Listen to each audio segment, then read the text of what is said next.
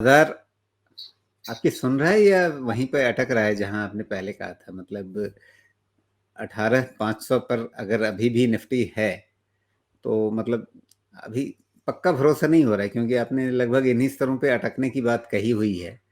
तो अटक गया या चल गया, कैसे समझें इसे? जी नमस्कार। तो देख के तो ऐसा लग रहा है कि शायद बाज़ार चल जाएगा यहाँ से, बिकॉज़ 18,500 के पास अटकने के जो चांसेस बने थे, उसके बाद 18,000 के नीचे निफ्टी गई नहीं, और अगर नहीं गई तो मोस्ट लाइकली शायद अब 18,000 के बेस से निफ्टी आगे बढ़ेगी। थोड़ा-सा कन्फर्मेशन इसलिए बच गया है क्योंकि निफ्टी बैंक 44,000 के ऊपर क्लोज़ नहीं हुआ। और देखिए ग्लोबली थोड़े पैरामीटर्स भी ऐसे-ऐसे चेंज हो रहे हैं, जैसे अब डिस्कस तो करेंगे हम। डॉलर इंडेक्स जिस तरह से 200 डीएमए की तरफ मूव कर रहा है, रूपी पहुँचा 83 की तरफ डिप्रिशिएट होके। तो कुछ चीज़ें हैं ऐसी कि बहुत कम्फर्ट तो नहीं देंगी, लेकिन जो सामने दिख रहा है उसको रिस्पेक्ट भी करना पड़ेगा। मुझे ऐसा लग रहा है कि अब व्यू ये रखना है, रिस्क हर चीज़ में है लेकिन व्यू बहुत क्लियर रखना है कि निफ्टी जब तक 18,000 के नीचे बंद नहीं हो रही है, तब तक हमें व्यू यहाँ पे पॉजिटिव रखना है। बस इसके अलावा, और निफ्टी 18,000 के नीचे बंद, तो व्यू नेगेटिव करना है। जब तक ये नहीं होता है, इस चीज़ को पॉजिटिव रखेंगे और फिर देखते हैं आगे क्या होता है। और निफ्टी बैंक अगर 44,000 के ऊपर क्लोज़ हो अगर हो गई, तो फिर बाकी रहा सा काम भी हो जाएगा। तो बाकी डेटा एक तरफ, जो सामने दिख रहा है वो यही है, 18,000 हमें अपना स्टॉप लॉस लेना है और लॉन्ग रहना है जब तक वो टूट नहीं जाए। 18,500, 600, 900 या 19,000, ये सब अब आने चाहिए। देख के तो यही समझ में आता है।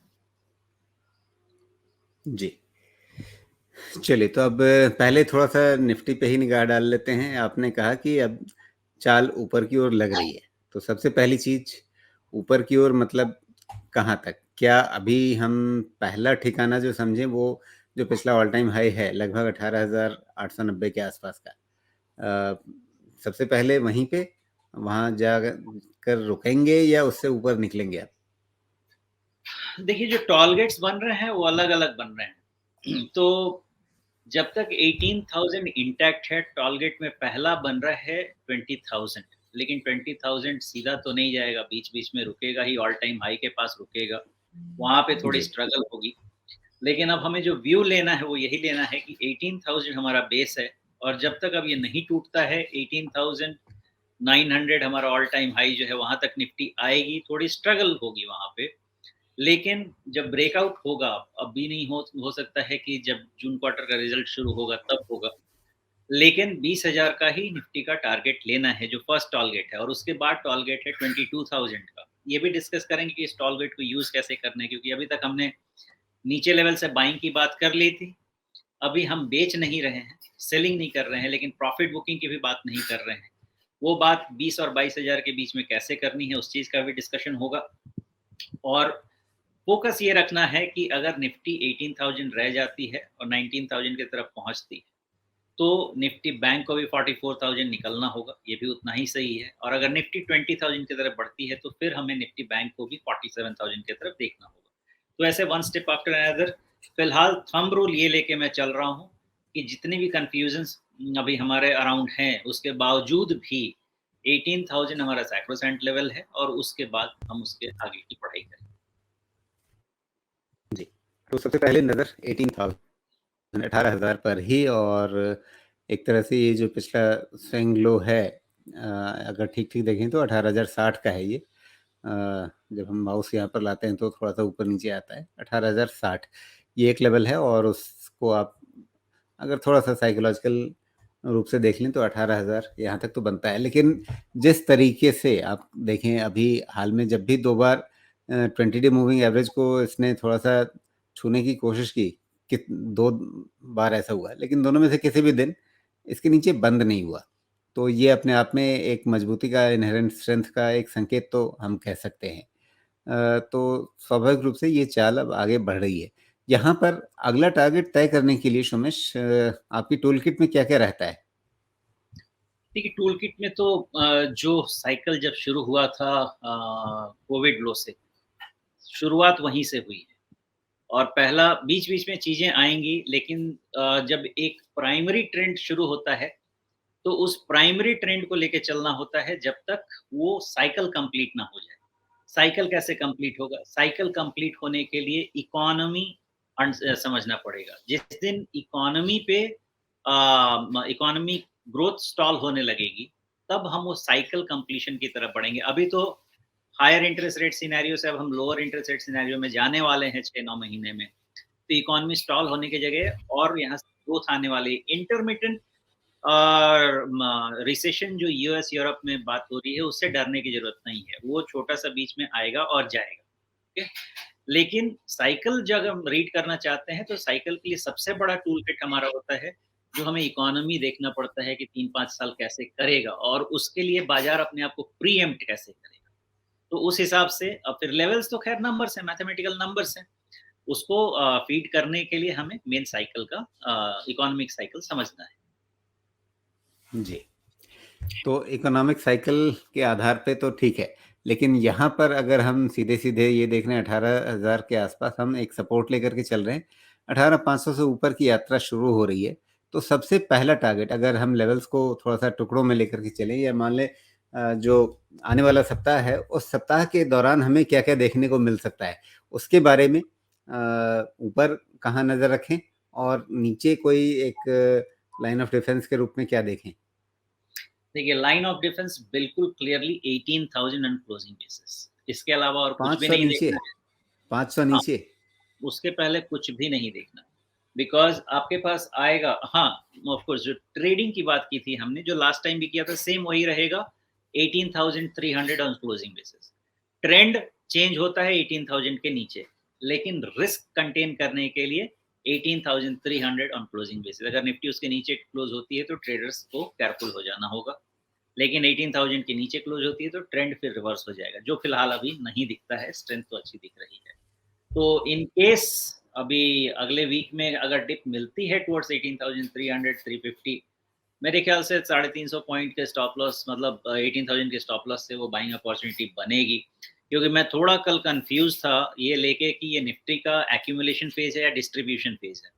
एकदम क्लैरिटी नहीं थी। क्लैरिटी डिस्ट्रीब्यूशन फेज की 18,000 के नीचे थी और एक्यूमुलेशन फेज की 18,500 के ऊपर। तो 18,500 निकल गया, वो भी ओवर द वीकेंड निकला। तो मुझे लगता है अब ठीक-ठाक ही है और जिस तरह से डाउ जोन्स बंद हुआ है, थोड़ा बहुत अपसाइड हो सकता है, वहाँ पे भी 200 डीएमए से सपोर्ट लेके आ रहा है, एस&पी में स्ट्रेंथ आ रहा है, नैस्डैक रुकने को रेडी नहीं है, 13,000 जाने को रेडी है। तो इन सब के हिसाब से देख के तो ये लगता है, और खासकर निफ्टी का mid cap index all time high, तो ब्रॉडर मार्केट पार्टिसिपेशन है, तो कहीं से भी ऐसा बहुत बड़ा रिस्क पॉइंट निकल के अब नहीं आ रहा है, तो डर तो हर जगह है, लेकिन जो लॉजिकल है वो डिसीजन लेना है।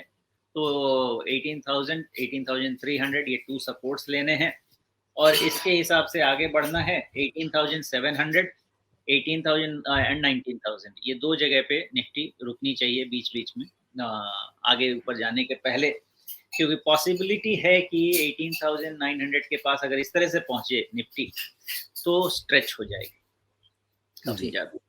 मतलब एक झटके में ना जाए, थोड़ा-सा रुक करके थोड़ा-सा रिट्रेसमेंट करते हुए फिर आगे बढ़े तो वो बेहतर तरीका होगा। बिल्कुल। जी, अच्छा अब यहाँ पर निफ्टी बैंक के लिए किन लेवल्स पर ध्यान रखना है नए सप्ताह में? अभी जहाँ निफ्टी हमें थोड़ा-सा आगे बढ़ता हुआ दिख रहा है, लेकिन निफ्टी बैंक लग रहा है पिछले सप्ताह थोड़ा-सा अ, एक लेवल पे कंसोलिडेट करता हुआ दिख रहा है। तो क्या अभी 44,400 के ऊपर निकलेगा नए सप्ताह में उम्मीदें इसको लेकर क्या हैं? देखिए, निफ्टी बैंक का सिचुएशन ऐसा है कि ये पहले तो मुझे डिस्ट्रीब्यूशन फ़ेज़ में ही लग रहा था, ओके। लेकिन अब प्रॉब्लम ये हो गई है कि जो इसका लो था 43,400 के पास का, ये लो के नीचे निफ्टी बैंक जाने को तैयार नहीं है, क्योंकि अगर इसके नीचे निफ्टी बैंक जाती तो इसका भी डिस्ट्रीब्यूशन फ़ेज़ में ऑलमोस्ट इमीडिएट टर्म में कन्फर्म कर लेता। लेकिन यहाँ पे डिस्ट्रीब्यूशन अभी कन्फर्म नहीं हो पा रहा है, लेकिन साथ में मैं ये भी बहुत कॉन्फिडेंट नहीं हूँ कि ये एक्यूमुलेशन फ़ेज़ है। तो अब 44,500 रेजिस्टेंस है निफ्टी बैंक का, लेकिन वो जब तक 3-4 दिन के ऊपर, हो सकता है 44,500 निकल जाए, लेकिन 3-4 दिन का अगर क्लोज़ मिलेगा तभी उसको हम सही लेवल मान पाएँगे कि हाँ, ब्रेकआउट हो गया निफ्टी बैंक में। नहीं तो ये पॉसिबिलिटी है कि 44,500 के ऊपर क्लोज होके वहाँ से 500 पॉइंट की रैली देके उसके बाद फिर ब्रेकडाउन। ये सब फिज़ल आउट हो सकते हैं बिकॉज़ बाकी और डेटा उतने अभी कॉन्फिडेंट नहीं है। तो साथ में ये भी देखना है कि निफ्टी बैंक में अगर कुछ करना भी है तो बहुत टाइट 43,400 इज़ समथिंग जो हमको ध्यान रखना पड़ेगा। और अगर वो गया तो फिर उसके बाद अर्लीएस्ट बाहर निकल के आना है। मे बी वो इंडिकेशन हो सकता है कि शायद निफ्टी भी आगे बढ़ने में तकलीफ हो।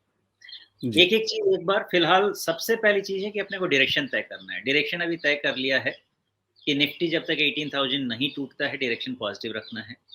दूसरी चीज़ जब तक 43,300 के नीचे निफ्टी बैंक नहीं बंद होती है डायरेक्शन पॉजिटिव रखना है। ये दोनों छूटते हैं तो फिर इमीडिएट टर्म डायरेक्शन या ट्रेडिंग के हिसाब से हमें वापस देखना पड़ेगा डाउन साइड। जी। लेकिन सोमेश, जो इसका दिसंबर 2022 का टॉप था निफ्टी का, निफ्टी बैंक का 44,121 पर था, नहीं 44,152 पर था। अभी उसको हमने निर्णायक रूप से निफ्टी बैंक को पार होते हुए नहीं देखा है, अभी उसके नीचे ही है। तो क्या थोड़ी जल्दबाजी नहीं है कि हम कह दें कि हाँ, अब इसमें नई ऊंचाइयां आ जाएंगी?